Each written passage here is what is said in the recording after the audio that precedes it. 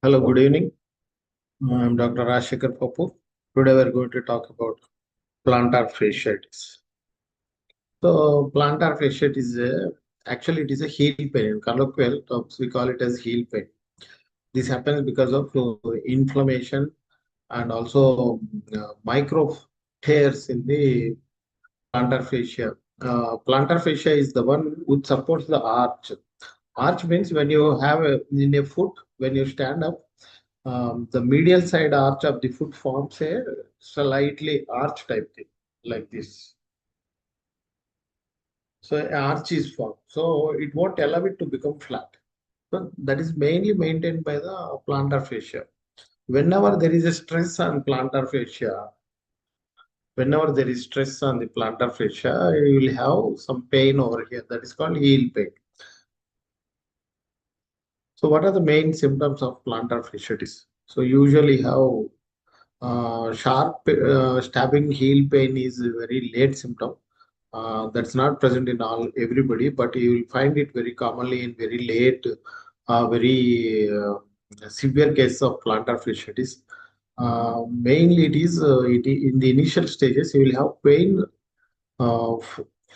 pain after rest. Suppose you sat for 5 minutes or 7 minutes, 10 minutes, or you sat for few moments and then you started walking. You will have pain in the heel. That is only for few steps initially, but with the time passing by, you might have that pain for longer periods. So that means it is becoming more severe and severe. Initially, you will not have so much of pain. It is only dull aching pain, but when you slowly it becomes very severe. And pain is the activity. Suppose if you are playing any games, cricket or any other game, you will have very severe pain while running, jumping, and all that. So these are the activities which increases the pain. And also you will have tightness in the Achilles tendon and tenderness in the arch, because whenever there is Achilles tendon tightness, you will have more stress on the plantar fascia and you will have plantar fasciitis. What are the causes and risk factors? So it is manaki, usually it is overuse. That means you are using, you are standing for longer periods. If you might be a sprinter runner, if you are running more and more barefoot on the roads, not on the ground, so you'll have this pain very excessively in those patients. So high impact activities. So these are the runners, dancers, and high jumpers, and also pole vaulters. These all uh, sports where you'll have pain, mainly long jump, where you'll have where you land on your heel, and also sports like running. So you might even have sometimes fractures, and jobs requiring long-term standing jobs. And another thing is obesity. If you are more fat, if you are overweight, also that causes more pressure on the heel and that causes plantar fasciitis. And last but not least, there is foot mechanics. So whenever there is tightness in the Achilles tendon, whenever there is tightness in the gastrosoleus muscle, you will have pain in the heel. So this will cause much pressure on that. Also, you have cavus foot where arch is very high, heel arch is very high, that will cause pain in the plantar fascia. And also, if you have any inflammation or any infections around the heel, you will have pain in the plantar fasciitis. And another thing which causes the most common cause of heel pain is a new shoe. So you are wearing one type of shoe every day. Suddenly you bought some new shoe where the sole is very hard and tough. So this very hard sole will cause irritation because you are not used to this new shoe. So it has to adjust. Because of that acclimatization period, you will have some pain in the shoes and the heel. So slowly that will go. But if it is pathological, it will not go. So diagnosis, when it comes to the diagnosis, we have to think of diagnosing it. First thing is we have to take an X-ray of the heel in lateral position. What do we see on heel X-ray? You will see usually spur in the calcaneum. This spur, many people think that this spur is the one which causing the pain, because a spur is a beak-like thing which is present at the bottom of the heel. So this spur, many people think that this spur is the main cause, but spur has no role in plantar fasciitis. Why do we many people have spur then when there is no role for it? They will have spur in the heel because that plantar fasciitis, whenever it gets attached, whenever there is some pressure on it, so it starts tearing away.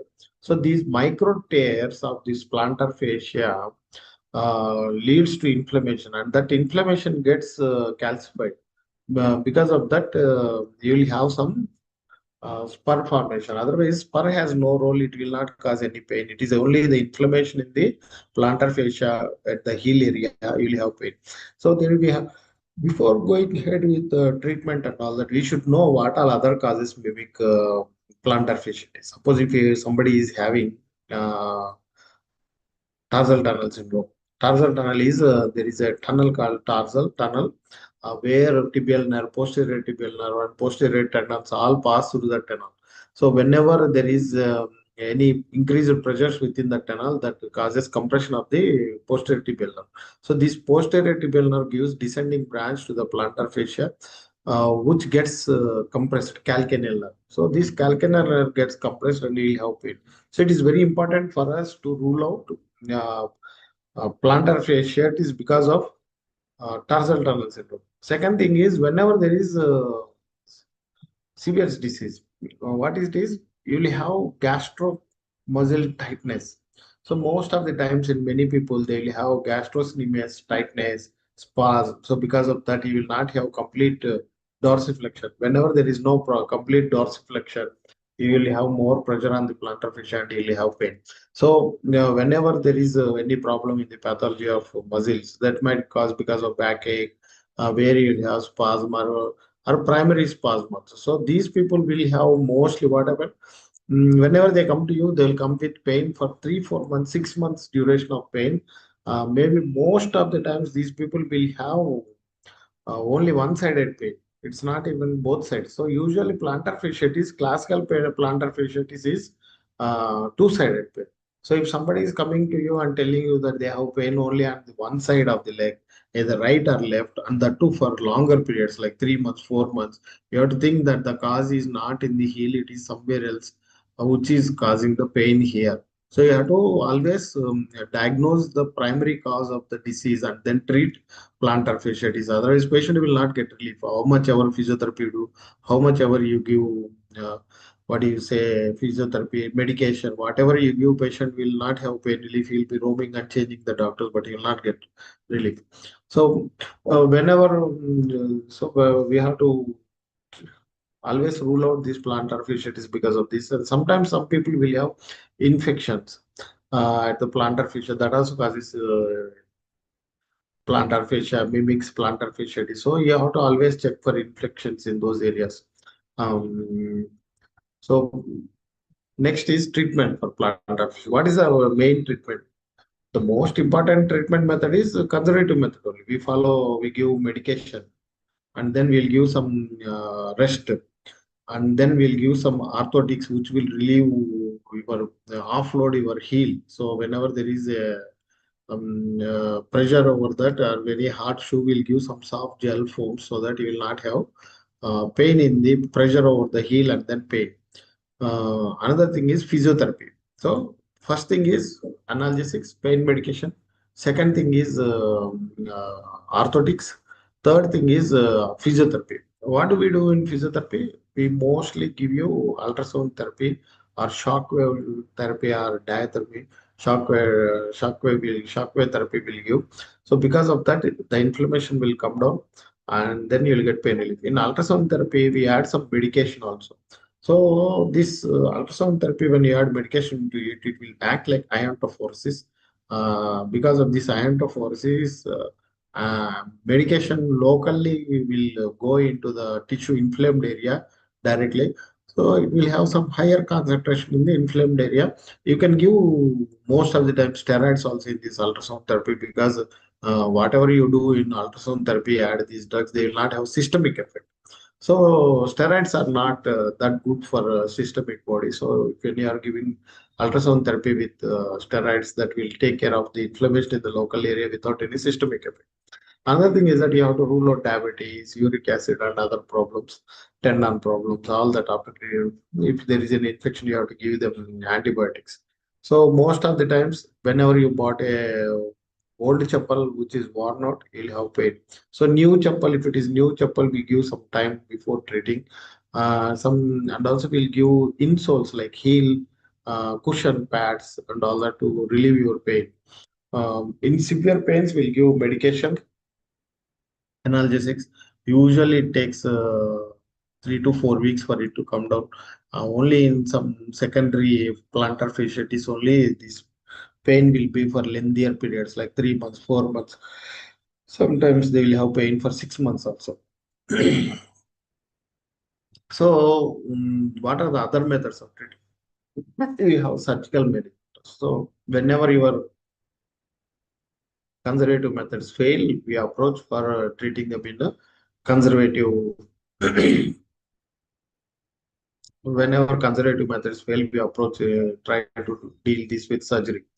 So there are many methods of doing surgery. One is endoscopic plantar fasciotomy, where a scope is put inside and then slowly partial only. You cannot do complete plantar fasciotomy. You have to do only partial, little bit medial side you remove it, and then you have to rule out tarsal tunnel syndrome, and then also you have to rule out secondary uh, tightness of gastroscopy. Only after that. So if there is any pain because of gastrosoleus tightness, you have to do release of the gastrocnemius muscle. Another thing is that if it is endoscopy is not done by everybody. So you can go for open surgery. Traditionally, we'll do an incision on the medial side of the sole. We approach it through the sole and then cut the plantar fascia medial side, allowing the surgeon. And then gastrocnemius resection, we already discussed about it. And there are some procedures which uses ultrasonic therapy to remove scar. So what is the recovery and aftercare after surgery? So recovery time, most patients return to normal activities in 3 to 6 weeks. You have to give them some rests initially because you have operated it, and then you do physiotherapy, plantar fascia stretching exercise. While walking, you give splint or some cushion inside the shoe so that they will have some offloading of the heel. And also you have to do physiotherapy like plantar fascia stretching exercises, and then ultrasound therapy and all the other physics. So what are the risks and success rate of this surgery? So whenever we operate, so we very rarely operate in India for plantar fasciitis. I have operated only one case in my last 20 years, but most of the times it is conservative treatment only. So it is 87 to 90% success. So even with surgery, also you will not get 100% success rate. It is only 87 to 90%. What are the risks and complications? Complications are rare, but include infection, and sometimes Baxter nerve will be there. That is a descending calcaneal nerve that might get entrapped or injured. Because the sole is thick, skin is very thick. Sometimes it heals very slowly, so pain might not be complete. So these are the risks of plantar fasciitis. Thank you.